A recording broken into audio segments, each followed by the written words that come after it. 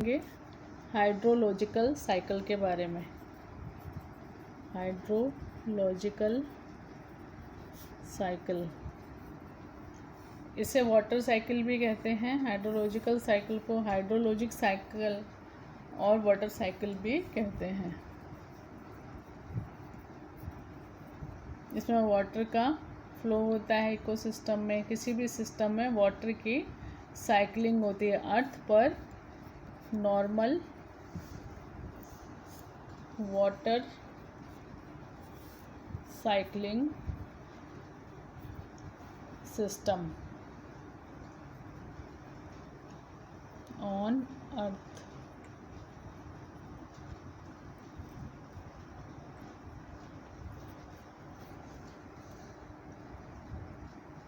सी, lakes और rivers में से सी, लेक्स एंड रिवर्स, इनमें से क्या होता है कि पानी सोलर रेडिएशंस के कारण एवेपोरेट होता है। इसी तरह से जो प्लांट की लीव्स होती हैं, प्लांट लीव्स, इनमें से पानी का एवेपोरेशन ट्रांसपीरेशन कहलाता है। ट्रांसपीरेशन से भी पानी एवेपोरेट होता है। और जो एवेपोरेशन से पानी की स्टीम बनती है, जैसे जैसे ये ऊपर उठती है एटमॉस्फेयर में,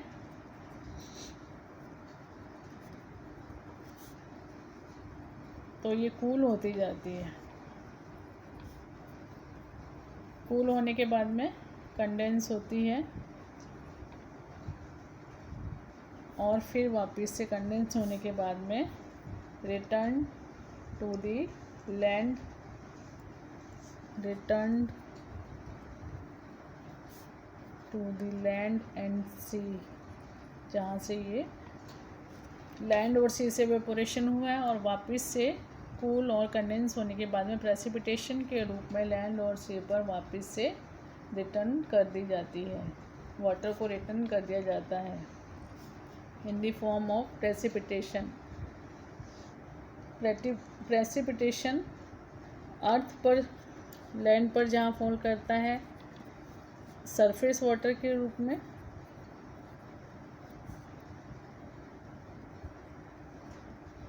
सरफेस वाटर के रूप में रहता है और सरफेस के नीचे कई जगह पेनिट्रेट हो जाता है और ग्राउंड वाटर के रूप में रहता है। ग्राउंड वाटर, सरफेस वाटर और ग्राउंड वाटर के रूप में रहता है। और इसके अलावा लैंड पर जो रिवर्स हैं, लेक्स, पॉन्ड्स, स्ट्रीम्स वगैरह, इन सब में भी वाटर रहता है। और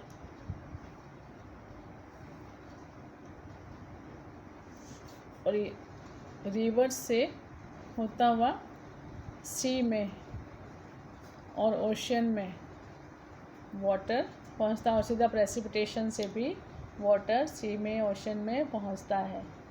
तो ये तीन वाटर अपनी फॉर्म चेंज करता है। वेपर, वाटर लिक्विड फॉर्म में है, वाटर वेपर फॉर्म में, वाटर वेपर फॉर्म में कन्वर्ट होता है और वाटर वेपर फॉर्म से liquid, gas and snow, solid, ice caps, solid form में चेंज होता रहता है। तो पानी तीन फॉर्म्स में, लिक्विड, गैस और सॉलिड में कन्वर्ट होता रहता है, चेंज होता रहता है। जो हाइड्रोलॉजिकल साइकिल है, ये एलिमेंटल साइकिल नहीं कह सकते इसको, एलिमेंटल साइकिल, क्योंकि इसमें कंपाउंड की साइकिलिंग हो रही है। वाटर एक कंपाउंड है, हाइड्रोजन और ऑक्सीजन के एटम के मिलने से बनता है, तो ये कंपाउंड की साइकिलिंग होती है इसमें। और ये जो वाटर साइकिल है, इसको जितने भी इकोसिस्टम हैं उनका फंडामेंटल कह सकते हैं। Fundamental of all nutrient cycles. क्योंकि इनमें क्या होता है, कुछ रीजन है जिनके कारण जो water cycle is fundamental of all nutrient cycles, जैसे कि फोटोसिंथेसिस के लिए प्लांट्स को जो हाइड्रोजन चाहिए वो ये वाटर से प्राप्त करते हैं। फोटोसिंथेसिस में जो हाइड्रोजन है ये वाटर से प्राप्त करते हैं। और दूसरा, प्लांट के हाइड्रोस्टैटिक स्केलेटन को बनाए रखने के लिए, मेंटेन करने के लिए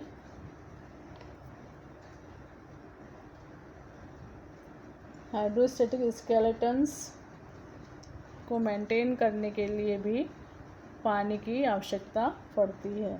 तो ये लार्ज अमाउंट ऑफ वाटर को यूज़ करते रहते हैं अपना हाइड्रोस्टैटिक स्केलेटन्स को बनाए रखने के लिए। और अपनी बॉडी में, प्लांट्स में केमिकल्स को मूव करने के लिए भी पानी की आवश्यकता पड़ती है, for the movement of chemicals. और जो प्लांट्स हैं ये सॉइल से जो एलिमेंट्स लेते हैं, सॉइल से एलिमेंट्स लेते हैं, एक्विस फॉर्म में रहते हैं। एक्विस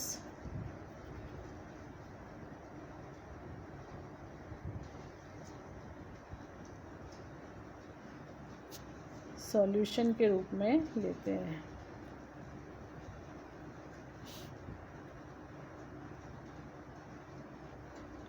तो ये रीजन है जिनकी वजह से कि जो वाटर साइकिल है, जितने भी न्यूट्रिएंट साइकिल हैं उनको समझने के लिए पहले वाटर साइकिल का समझना बहुत ज़रूरी है।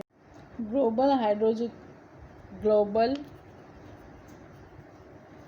हाइड्रोलॉजिकल साइकिल को एक फिगर के द्वारा दिखाया गया है।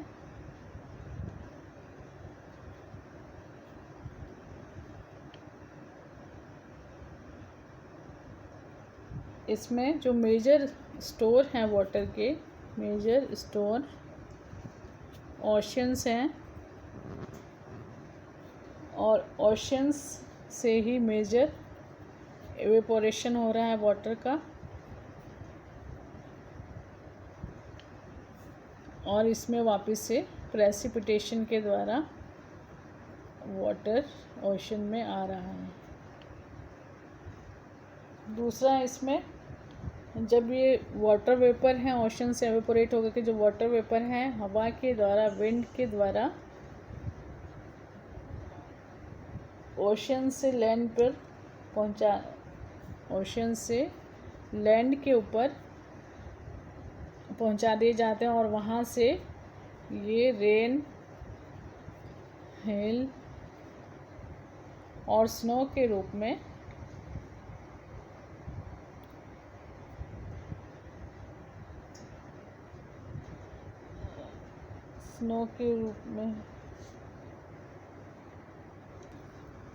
वापस आ जाते हैं अर्थ पर। तो ये जो साइकिल का बैलेंस है ये मेंटेन किया जाता है लैंड से वापस से सरफेस रन ऑफ से या ग्राउंड वाटर के जो मूवमेंट है रिवर्स से वापस से ओशंस में पानी का फ्लो, पानी के मूवमेंट होने से वापस ओशन में पहुंच जाता है। तो इस प्रकार से बैलेंस बना रहता है। ओशन से प्रेसिपिटेट होता है और ओशन से एवेपोरेट होकर के एटमॉस्फेयर में पहुंचता है और विंड्स के द्वारा ये लैंड में कई जगह तक वाटर वेपर्स ले जाए जाते हैं और रेन, हेल और स्नो के रूप में वापस से लैंड पर फिर से वापस से आ जाते हैं। और ये लैंड से सरफेस रन ऑफ या ग्राउंड वाटर के मूवमेंट के द्वारा या रिवर्स के द्वारा ये फिर से ओशंस में पानी वापस आ जाता है और इस प्रकार से बैलेंस बना रहता है।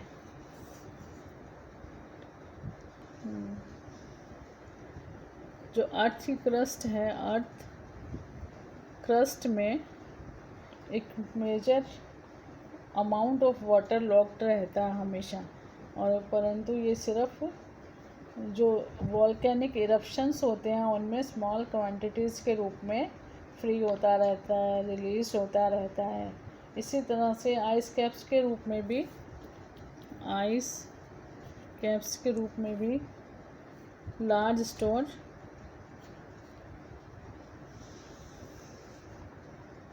पोलर आइस कैप्स जो होते हैं उनमें लार्ज स्टोर रहता है वाटर का, और पर इनमें क्योंकि जो हाइड्रोलॉजिकल साइकिल है बहुत कम इफ़ेक्ट होता है,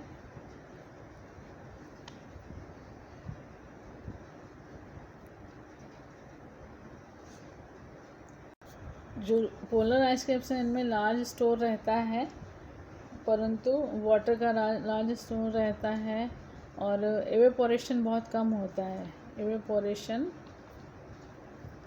नेग्लिजिबल होता है, और इसलिए जो हाइड्रोलॉजिकल साइकिल है इन पर इनका बहुत लिटिल इफ़ेक्ट पड़ता है आइस कैप्स का हाइड्रोलॉजिकल साइकिल पर। और जो हाइड्रोलॉजिकल साइकिल हैं इनमें सोलर रेडिएशंस की जो एवेपोरेटिव पावर होती है उसके द्वारा ये रेगुलर होते हैं, रेगुलेट किए जाते हैं, कंट्रोल किए जाते हैं। Hydrological cycle driven by evaporative power of solar radiation। Solar radiation के एवेपोरेटिव पावर के द्वारा इनको रेगुलेट किया जाता है हाइड्रोलॉजिकल साइकिल को। एटमॉस्फेयर पर पहुंचने वाले 15% टोटल रेडिएशंस हाइड्रोलॉजिकल साइकिल को रेगुलेट करते हैं। इस फिगर में ग्लोबल वाटर साइकिल को दिखाया गया है। इसमें ओशियन, सी, रिवर, लेक यहाँ से इवेपोरेशन हो रहा है, और दूसरा जो प्लांट्स हैं इनके लीव्स से ट्रांसपिरेशन और प्लांट्स के रेस्पिरेशन और डिकेइंग से भी वाटर वेपर्स मिल रहे हैं एटमॉस्फेयर में। इसके साथ ही जो एनिमल्स हैं इनके रेस्पिरेशन, एक्सक्रीशन और डिकेइंग से वाटर वेपर्स एटमॉस्फेयर में प्राप्त हो रहे हैं, बन रहे हैं। और ये जो वाटर वेपर्स हैं ये कूल होकर के आगे क्लाउड्स में ट्रांसफॉर्म हो जाते हैं, क्लाउड्स बनाते हैं, और क्लाउड्स से ये कंडेंस होकर के, कूलिंग होकर के रेन और स्नो के रूप में प्रेसिपिटेट होते हैं, और फिर यहाँ से ये ग्राउंड वाटर में और सॉइल में वाटर चला जाता है, और यहाँ से ग्राउंड वाटर और सॉइल से प्लांट्स वाटर वापस प्राप्त करते हैं, और इस प्रकार से साइकिल चलता रहता है। रेन एंड स्नो जो होती है, रेन वाटर और स्नो ये ओशन, सी, लेक में भी जाते हैं और फिर से एवेपोरेशन के द्वारा वाटर वेपर्स के रूप में एटमॉस्फेयर में आ जाते हैं, और एटमॉस्फेयर से क्लाउड्स, और क्लाउड्स से फिर प्रेसिपिटेशन होकर के ये रेन और स्नो में कन्वर्ट हो जाते हैं। इस प्रकार ये साइकिल चलता रहता है। ये पूरा साइकिल हाइड्रोलॉजिकल साइकिल कहलाता है या ग्लोबल वाटर साइकिल कहलाता है। इम्पैक्ट ऑफ ह्यूमन एक्टिविटीज़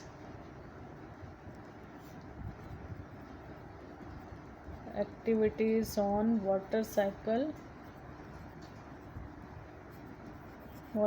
पर ह्यूमन एक्टिविटीज़ का इम्पैक्ट। कैसे हम वाटर साइकिल को जो ह्यूमन बींग्स हैं प्रभावित करते हैं, ऑल्टर कर देते हैं, चेंज कर देते हैं। तो पहला है इसमें कि जो रिवर्स, जो वाटर रिसोर्सेज हैं, rivers, lakes, streams, fresh water resources,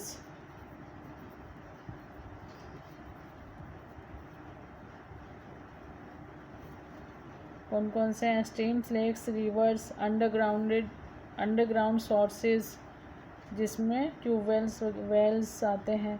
तो इनसे large quantity of water use करते हैं ह्यूमन बींग्स अपने रिक्वायरमेंट्स के लिए। और दूसरा कि लैंड से जो नेचुरल वेजिटेशन है उसको हटा करके उसके जगह लैंड को यूज़ करते हैं एग्रीकल्चर के लिए। Agriculture, mining, road, building, construction के लिए।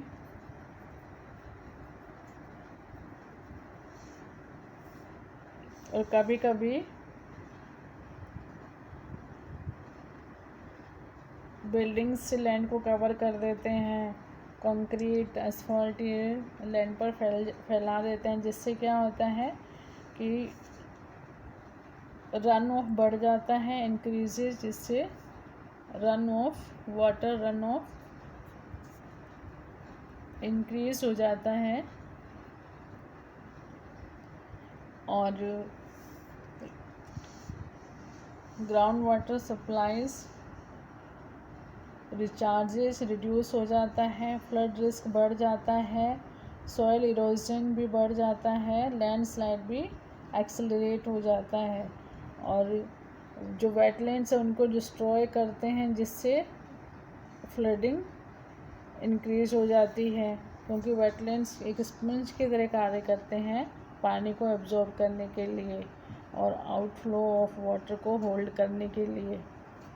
इसके अलावा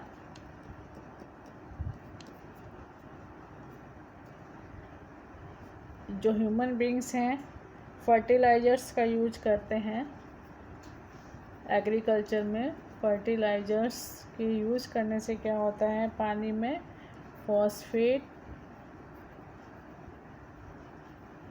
एंड नाइट्रेट्स इनकी मात्रा बहुत अधिक बढ़ जाती है। तो इनके ओवरलोडिंग होने से ये क्या न्यूट्रिएंट्स हैं, फॉस्फेट और नाइट्रेट्स न्यूट्रिएंट्स हैं, तो इनकी ओवरलोडिंग हो जाती है पानी में, जिसकी वजह से पानी पॉल्यूटेड हो जाता है, जो लिविंग फॉर्म्स होती हैं इकोसिस्टम की उनके लिए हानिकारक होता है और नेचुरल इकोलॉजिकल बैलेंस को डिस्ट्रॉय कर देता है,